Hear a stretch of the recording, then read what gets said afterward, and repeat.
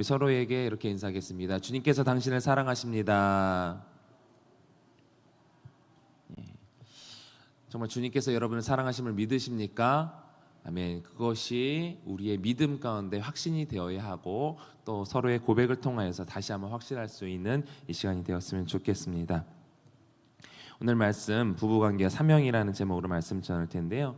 고린도전서 오늘 이제 7장입니다. 앞에 이제 1장에서 6장은 이 바울이 고린도 교회에 관해 들었던 두 가지 소문, 분쟁, 너희 가운데 분쟁이 있다, 너희 가운데 음행이 있다라는 그 소문에 대해서 그 문제를 이제 다루었었고, 이어서 이제 바울은 고린도 교회에 이제 먼저 보낸 고린도전서보다 먼저 보낸 편지가 있었다라고 이전에 말씀을 드렸는데, 서로 이제 편지를 주고 받으면서 이 고린도 교인들이 가지고 있었던 의문점들이 있었던 것 같습니다. 그런 의문점, 그런 질문한 주제에 대해서 7장부터 이제 다루고 있는데, 이 7장은 이 부부관계 또 독신의 은사, 이혼에 관한 이 문제를 다루고 있습니다. 여러 질문들 중에 앞에 6장에서는 이제 음행에 대한 부분을 다루었었기 때문에 아마 계속 이런 이제 부부관계라든지 이혼, 독신의 은사 이런 주제를 다루기 이제 수월했을 것으로 보여집니다. 먼저 우리가 1절을 다시 한번 읽어보도록 하겠습니다. 시작. 너희가 쓴 문제에 대하여 말하면 남자가 여자를 가까이 아니함이 좋으나.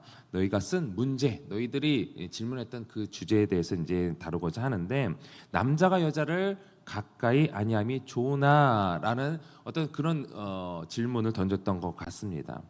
여기서 이제 남자가 여자를 가까이 한다 했을 때, 가까이 한다라는 것은 이 성적 관계를 갖는다라는 것의 이 완곡한 표현입니다.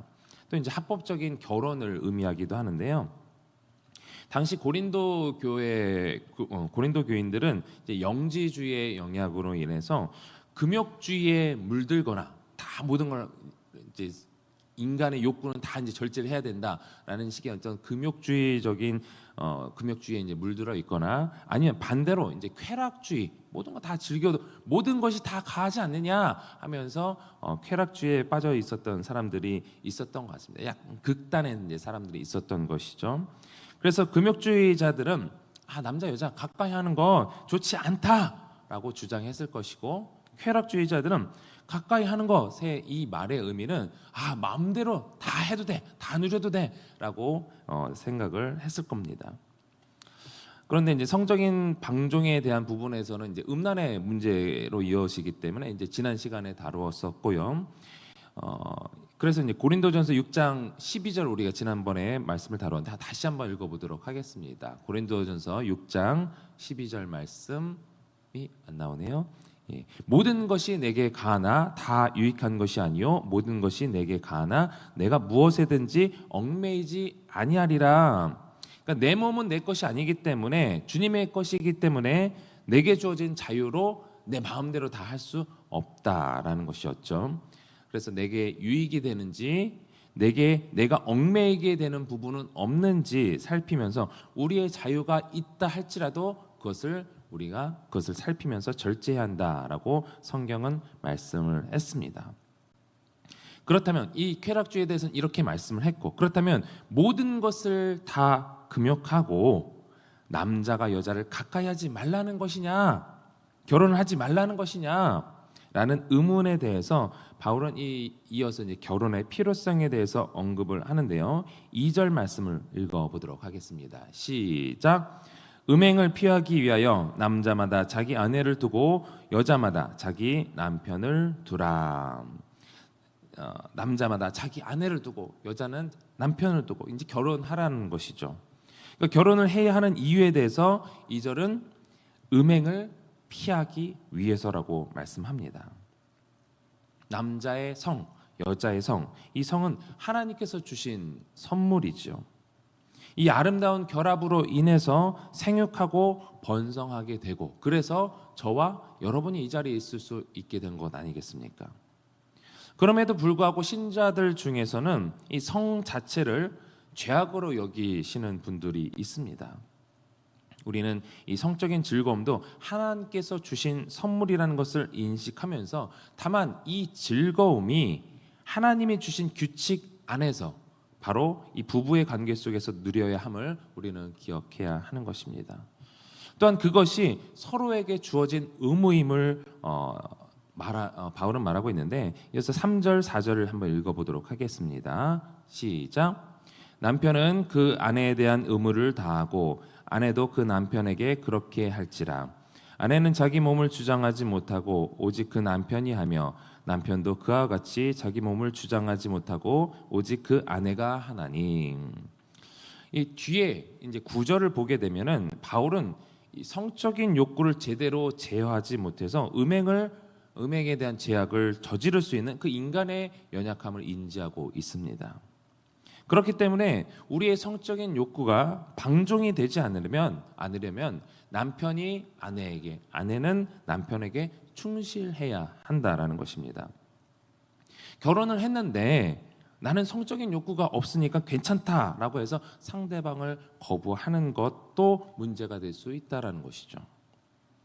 특히 이제 신앙이 독실해지면 자신의 거룩함을 유지한다는 이유로 이 부부 관계를 이제 피하기도 하는데, 상대방이 나도 괜찮아 뭐 이렇게 동의를 했다라면 모를까, 그렇지 않다면 그것은 배우자가 음행의 유혹에 넘어갈 수 있는 계기가 된다라는 것입니다.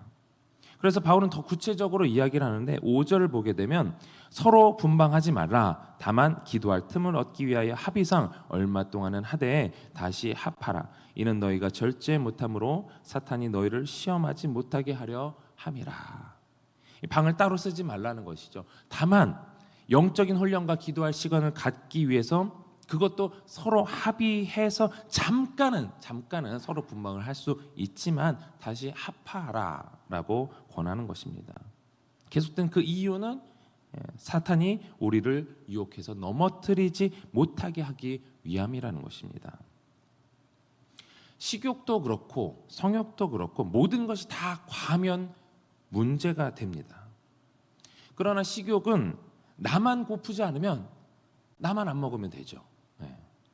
그렇지만 성욕은 혼자만의 문제가 아니기 때문에 특히 부부 사이에서는 서로의 책임을 인지하고 의무를 다하라라는 것입니다. 그래서 부부는 서로 대화를 참 많이 해야 합니다. 우리나라는 유교 문화로 인해서 성에 대한 이야기를 하는 것을 좀 약간 터부시하는 경향이 있는데, 이 부부간에 오해가 없도록 정말 많은 대화를 해야 됩니다. 부부가 아닌데 이런 이야기를 하게 되면 이상해지는 거죠. 이런 부분에 있어서는 이 문제는 이제 지금은 나랑 상관이 없다 할 수 있지만, 여러분들이 또 자녀들에 대해서는 이런 부분들을 좀 명확히 좀 알려주시면 또 자녀들의 그 부부 관계가 더 완만해질 수 있음을 여러분들이 기억하셨으면 좋겠습니다. 이어서 바울은 자신의 이제 바람을 이야기하는데요. 7절 8절을 한번 읽어보도록 하겠습니다. 시작. 나는 모든 사람이 나와 같기를 원하노라. 그러나 각각 하나님께 받은 자기의 은사가 있으니 이 사람은 이러하고 저 사람은 저러하니라. 내가 결혼하지 아니한 자들과 과부들에게 이르노니 나와 같이 그냥 지내는 것이 좋으니라. 바울은 모든 사람들이 자신과 같이 독신으로 지내기를 원한다라고 말하고 있습니다. 그렇기 때문에 아직 결혼하지 않은 사람이 있느냐, 또는 결혼했다가 홀로 돼서 이제 과부가 된 사람이 있느냐, 결혼하지 말고 그대로 혼자 살아라. 그것이 더 좋다라고 말하고 있습니다. 바울이 이렇게 말하는 이유는 이제 뒤에 이제 고린도전서 7장 후반에 이제 나오는데 7장 33절에서 35절을 읽어보겠습니다. 시작. 장가 간 자는 세상 일을 염려하여 어찌하여야 아내를 기쁘게 할까 하여 마음이 갈라지며, 시집가지 않은 자와 처녀는 주의 일을 염려하여 몸과 영을 다 거룩하게 하려 하되, 시집간 자는 세상 일을 염려하여 어찌하여 남편을 기쁘게 할까 하느니라. 내가 이것을 말하면 너희의 유익을 위하며 너희에게 올무를 놓으려 함이 아니니 오직 너희로 하여금 이치에 합당하게 하여 흐트러짐 없이 주를 섬기게 하려 함이라. 아멘. 주의 백성으로서 하나님의 비전을 이룰 그 사명이 있는데, 그 마음이 결혼을 하게 되면 나뉜다는 거죠. 내 남편을 어떻게 기쁘게 할까? 내 아내를 어떻게 기쁘게 할까? 하나님의 충성된 종으로서 하나님께 더 충성할 수 있는 그 마음이 나뉘어진다는 거예요. 그래서 바울은 정말 하나님의 충성된 종으로서 더 나은 길이 있는데 그것을 혼자 살고 그래서 하나님께만 집중하는 것이다 라고 얘기를 하는 것이죠. 그 길을 걸어가고 있는 바울의 입장에서는 그 은혜가 얼마나 큰지 알고 있기 때문에 이렇게 권면을 하고 있는 것입니다. 그러나 이것은 이제 흔히 말하는 이 독신의 은사라고 해야 될까요? 은사라고 하기는 좀 그렇지만 내가 혼자 살아도 나는 괜찮아. 그것을 감당할 수 있는 사람들이 있습니다. 근데 그런 사람들에게만 해당된다라는 것이죠. 그래서 9절은 이렇게 말하죠. 만일 절제할 수 없거든 결혼하라. 정욕이 불같이 타는 것보다 결혼하는 것이 나으니라. 그러니까 음욕을 절제할 수 없다면 결혼하고 부부가 되어서 이 문제를 해결하고 음행의 문제에 빠지는 것보다 이 문제를 해결하고 부부 관계 안에서 해결하고 주의 일을 감당하는 것이 더 낫다라는 것입니다. 마지막으로 결혼한 자들에 대한 권면이 나오는데 특히 이혼을 고려하고 있는 사람들을 위한 내용입니다. 10절, 11절 같이 읽어보겠습니다. 시작. 결혼한 자들에게는 내가 명하노니 명하는 자는 내가 아니요 주시라. 여자는 남편에게서 갈라서지 말고 만일 갈라섰으면 그대로 지내든지 다시 그 남편과 화합하든지 하라. 남편도 그 아내를 버리지 말라. 초대교회 시대에는 혼자 예수님을 믿는 신자들 가운데 이 신앙의 문제로 인해서 이혼을 고려하거나 또 그것을 실행했던 사람들이 많았던 것으로 보여집니다.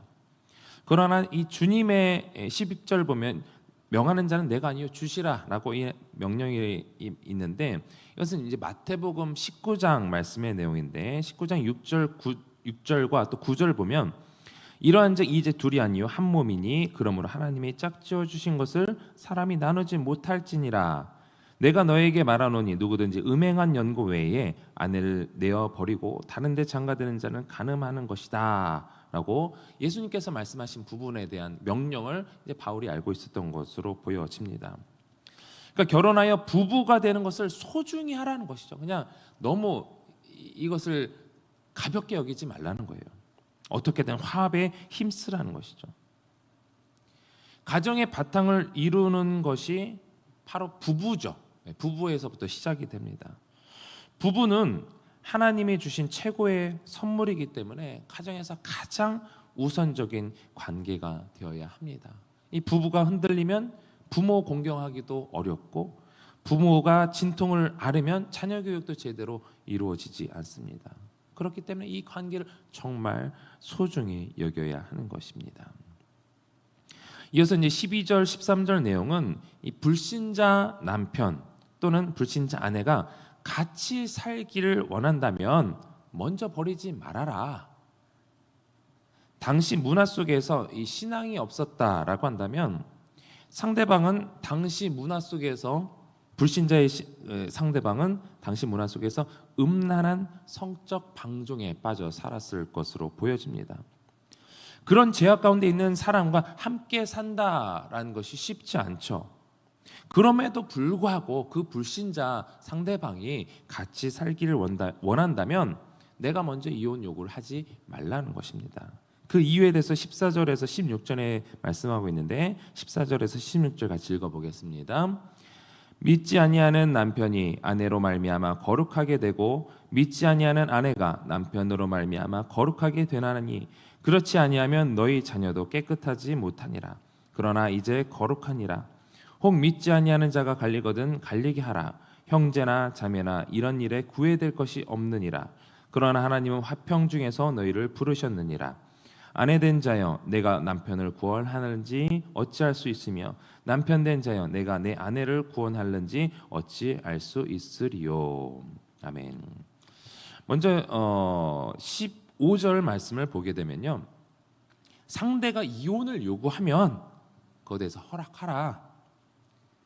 왜냐하면 예수님을 믿는 것과 믿지 않는 것 그것의 그 차이는 너무나 큼을 우리가 잘 알고 있지 않습니까?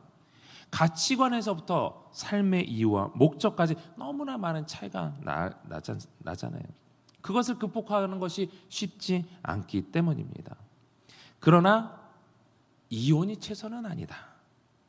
어떻게 하든지 하나님은 화평 중에서 너희를 부르셨다라고 말씀하고 있습니다. 우리를 부르신 이유는 하나님께서는 우리가 이 땅에 있는 사람들과 화평하고 그들로 하나님과 화평하게 만들고 나 역시 하나님과 화평하는 것, 그것이 우리의 사명이지 않느냐, 그것을 기억하라는 것입니다. 그래서 16절은 다시 한번 아내된 자여 네가 남편을 구원할는지 어찌할 수 있으며 남편된 자여 네가 네 아내를 구원할는지 어찌할 수 있느냐, 그것이 우리의 본분이고 그것이 우리의 사명이다라고 말씀을 하고 있습니다. 믿는 자들의 사명은요, 믿지 않는 자들을 구원에 이르게 하는 것입니다.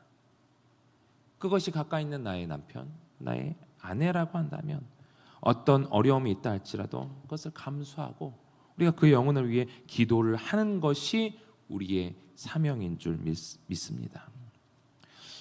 오늘 말씀은 어떤 개인에게 있어서 또 어떤 가정에게 있어서는 좀 민감하게 받아들여질 수 있는 여지가 있습니다. 그래서 바울 역시 바울이 복음에 대해서 언급할 때는 단호하지 않습니까? 근데 오늘 본문에서는 뭔가 이렇게 좀 조심, 이거는 내 명령이 아니라 주의 명령이 아니라 나의 권면이다, 이런 말을 쓰면서까지 약간 조심스럽게 이제 쓰는 것을, 그렇게 권면하는 것을 볼 수가 있습니다. 우리가 이 바울의 이 글을 쓰는 목적은 어떻게든 가정을, 공동체의 질서를 원만하게 이루고 이들이 주를 위한 사명을 잊지 않도록 하기 위해서 권면하는 것을, 공동체의 질서를 위해서 권면하는 것을 우리는 이 문맥에서 그것을 우리가 잘 찾아낼 수 있어야 될 것입니다. 그렇기 때문에 오늘 본문을 통해서 무엇이 잘못됐고 이 말씀을 통해서 너가 잘못했고 정죄의 목적으로 우리에게 이 말씀을 이해하는 것이 아니라 나의 가정을 살펴보고 또 우리 자녀들의 가정을 살펴보고 그들의 공동체가, 그 가정이 하나님이 주신 선물이기 때문에 어떻게 잘 이뤄갈 수 있을까를 우리가 생각해보고, 그리고 이 부부로 맺어준, 이 가정을 맺어준 하나님의 뜻이 무엇인가를 우리가 생각하면서 하나님의 원하시는 그 길을 향하여서 화평을 위하여서 우리가 계속해서 이것을 목적으로, 그것을 사명으로 알고 우리가 기도해야 될 줄 믿습니다. 오늘 말씀을 정리하자면 부부에 있어서는 특히 상대가 성적인 유혹에 넘어지지 않도록 서로를 이해하고 서로의 의무를 다하는 것이 하나님께서 원하시는 온전한 연합이라는 것을 기억하시고, 또한 어떤 것에 얽매이지 않고 오직 주님께 충성할 수 있는 독신의 은사도 좋다. 그리고 부부는 한쪽이 불신자라면 어떤 상황에서든지 서로 화합을 이루고 신앙을 갖도록 하는데 힘써야 된다. 결국은 우리의 사명은 내가 하나님 안에서 은혜를 잊고 또 나로 하여금 내 주변에 특히 가까이 있는 가정이 구원에 이르도록 하는 것이 우리의 믿는 자들의 사명이다라는 것을 기억하면서 오늘 우리 가운데 있는 가정을 돌아보고 또 나의 사명을 돌아볼 수 있는 여러분들이 되시기를 주님의 이름으로 축원합니다. 오늘 함께 주신 말씀 기억하면서 함께 기도하실 때에 오늘 이 시간에 결혼하신 분들은 우리 가정을 돌아보면서 또 서로의 배우자를 위해서 기도하셨으면 좋겠고요. 혹은 아직 결혼하지 않으셨다면 내게 주신 주님의 사명이 무엇일까? 그것을 감당할 수 있는 능력을 달라고, 혹은 또 예비된 배우자를 위해서 기도하시고, 그래서 아름다운 연합이 이루어지게 해달라고 기도하시며, 그래서 하나님께서 원하시는, 하나님께서 기뻐하시는 가정과 또 개인이 될 수 있게 해달라고 기도하시고, 다음 세대 부흥을 위해서 기도하시며, 또 각자의 기도 제목을 놓고 우리 주님 3번 간절히 부르고 통성으로 기도하겠습니다. 주여, 주여,